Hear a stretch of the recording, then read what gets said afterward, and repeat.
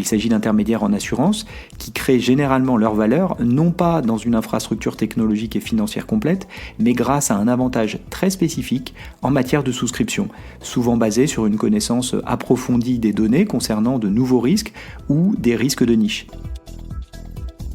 Bienvenue à toutes et à tous dans ce nouvel épisode de Tonalité InsurTech, la capsule. Avec ce format, l'idée est de partager avec vous de manière plus régulière mes réactions ou réflexions sur des sujets d'actualité ou des articles parus récemment. Le tout pour mieux appréhender l'innovation à l'œuvre dans l'assurance. Bonne écoute! Cette semaine, je vous propose la lecture d'un article paru fin juin dans Forbes. Il est rédigé par la VC américaine Ruth Fox-Blader, qui partage quelques réflexions sur l'état de l'InsurTech et surtout la manière dont elle perçoit les opportunités d'utiliser la technologie au service de l'innovation dans l'assurance. L'article s'intitule « La clé pour comprendre l'investissement VC dans l'assurance en 2024 » et il commence ainsi. Alors que les financements des technologies et innovations dans l'assurance, plus connus sous le terme d'InsurTech, a chuté à son niveau le plus bas depuis 2020 au premier trimestre 2024, les investisseurs généralistes s'interrogent de plus en plus sur la pertinence de l'innovation dans l'assurance pour le monde du VC.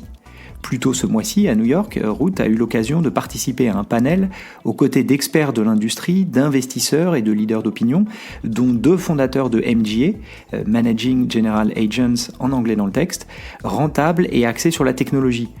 Au milieu des réflexions sur l'état du marché et la difficulté des startups technologiques de l'assurance à lever des fonds, notamment en phase avancée de croissance, les experts de l'industrie se sont interrogés sur la valeur des entreprises des InsurTech non rentables.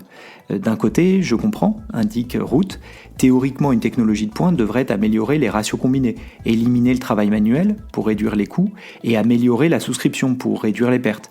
L'intelligence artificielle devrait remplacer le travail manuel.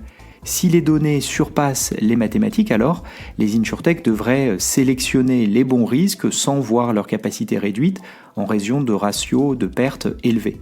En pratique, indique Ruth, les ratios de pertes écrasent les InsurTech qui sont en compétition acharnée pour l'acquisition client.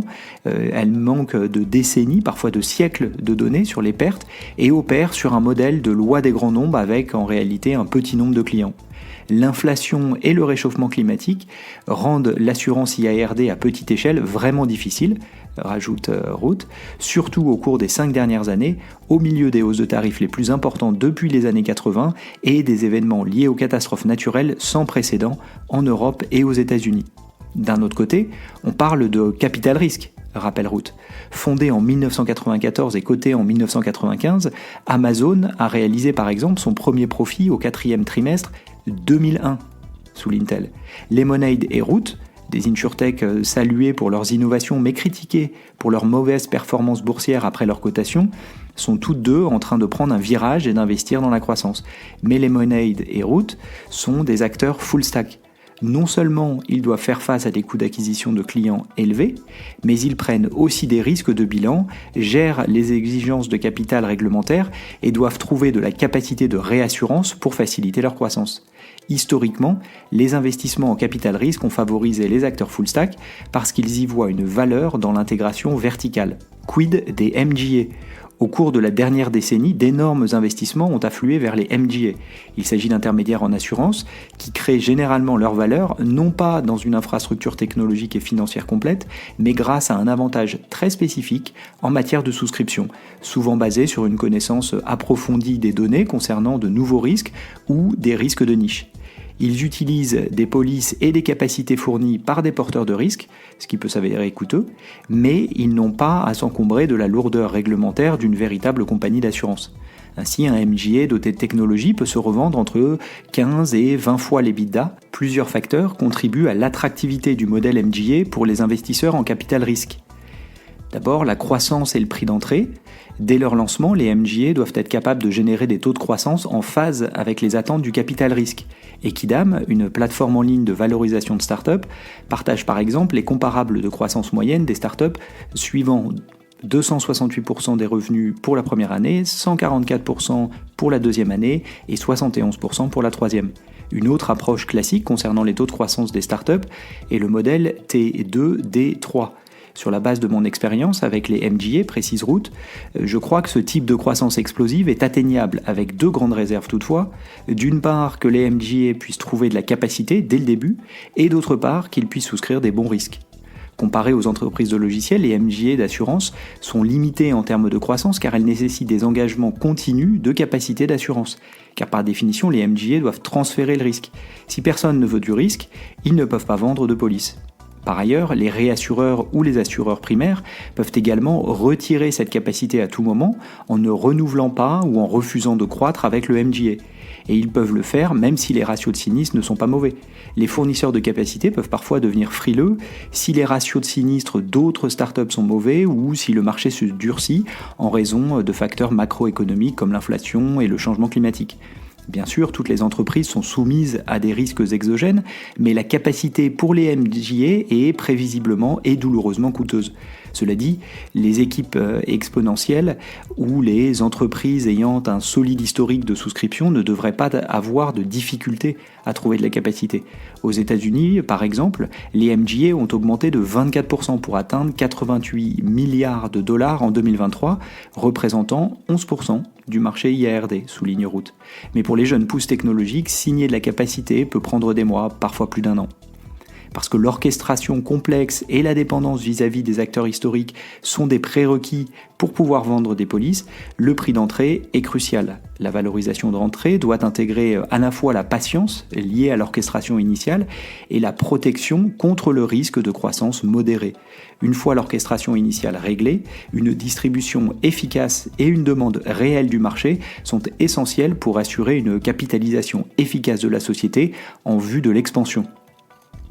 Deuxième axe, la marge et la vélocité. Dans les standards de l'industrie de l'assurance, les marges des MGA sont assez juteuses à grande échelle, 20 à 30% d'EBITDA, précise Root. Mais comparé aux normes des modèles SaaS financés par les VC, cela n'est attractif qu'avec des croissances de 10 à 20% chaque mois. Mais ce n'est pas vraiment à grande échelle que les MGA et les entreprises de logiciels divergent. La plupart des MGA n'atteignent de toute manière pas de taille critique avant d'avoir prouvé leur capacité de souscription, de sorte que les niveaux de marge initiaux tendent à être assez faibles. Bien que les MGA soient payés à la commission sur les polices qu'ils vendent, ils ont des échanges avec les assureurs établis qui sont des prérequis absolus pour faire des affaires. Or, ces relations sont coûteuses pour le porteur de risque, pour le fronteur ou en termes d'exigences en matière de garantie. Troisième axe, la composante technologique. L'industrie de l'assurance dépense certes des sommes importantes dans la technologie, mais les compagnies d'assurance ne sont pas vraiment des entreprises technologiques, souligne Root. Les grands acteurs contractent avec les géants de la tech pour de nouveaux projets comme la modernisation des applications, la cybersécurité et l'analyse des données, tout en maintenant plus ou moins leurs anciens systèmes d'administration de police. En revanche, les insurtech semblent très prometteuses. L'intelligence artificielle apporte des gains d'efficacité, créant des opportunités dans le traitement des sinistres et l'administration des polices. De nouvelles données, quant à elles, débloquent une meilleure gestion des risques. La technologie permet l'assurabilité de nouveaux risques, l'intégration de nouvelles données et une distribution de produits optimale. Ainsi, un MGA équipé en technologie, ce qu'on appelle Tech-Enabled MGA en anglais, devrait réduire significativement ses coûts par rapport aux acteurs non technologiques, tout en démontrant sa supériorité en matière de souscription. Et ce, même en l'absence de décennies de données de sinistres. Alors, le modèle MGA est-il un modèle VC ? S'interroge Root. Alors que les investissements VC baissent dans l'insurtech, les MGA restent des paris intéressants pour les investisseurs en capital risque lorsqu'ils sont correctement évalués, atteignent rapidement leur vitesse de croisière et s'appuient sur un véritable actif technologique. De plus, les MGA offrent aux investisseurs en capital risque une réelle opportunité, bien que très ambitieuse, de résoudre certains problèmes à court terme à l'échelle mondiale dans le domaine de l'assurance et de la gestion des risques. J'ai trouvé cet article particulièrement intéressant, d'une part car il va au-delà du constat habituel sur la baisse des investissements réalisés dans l'insurtech ces derniers temps, et d'autre part car il met en lumière la manière dont les données, la technologie peuvent effectivement être utiles à l'industrie de l'assurance. Les regards ont trop longtemps été tournés vers les acteurs full stack dont Root parle au début de son article. Néanmoins, pour rappel, cela ne représente en Europe qu'une faible proportion des investissements insurtech réalisés. En effet, en Europe, le modèle full stack a certes représenté 37% de tous les fonds investis dans les insurtech durant la période que je qualifierais d'euphorie, c'est-à-dire les années 2019-2022, mais un seul acteur, WeFox en l'occurrence, a attiré à lui seul 21% de l'argent investi ces années-là. Donc, si on refait le calcul, c'est seulement 16% des fonds, hors WeFox donc, qui ont été investis dans des modèles full stack en Europe. Notons d'ailleurs que la France est en bonne place en termes de nombre de startups qui se sont lancées dès le démarrage comme acteurs full stack, avec, dans l'ordre chronologique, Alan, puis Senna, Achille et enfin Mila. Par ailleurs, cet article résonne avec un graphique que je publiais récemment sur LinkedIn, illustrant la manière dont la scène insurtech s'était radicalement transformée. Certes, la première vague était très concentrée sur 2 modèles en réalité, les acteurs full stack donc, et les startups de la distribution directe. Mais depuis le ralentissement de marché, début 2023, près de 2/3 des investissements sont maintenant réalisés dans d'autres types de startups, que ce soit d'autres modèles de distribution ou surtout dans d'autres parties de la chaîne de valeur. L'article rédigé par Ruth résonnait donc, il me semble, avec cette analyse que nous avons faite sur le marché européen et qui permet de ramener de la granularité dans l'appréhension des opportunités d'innovation dans l'assurance. En particulier, les MGA s'appuyant sur de la technologie et ou des données peuvent effectivement apporter de la valeur dans l'assurance. Et cela fait aussi écho à un podcast récent où je résumais ma pensée en une question simple, unique. Quelle valeur la start-up considérée apporte-t-elle à l'industrie de l'assurance ?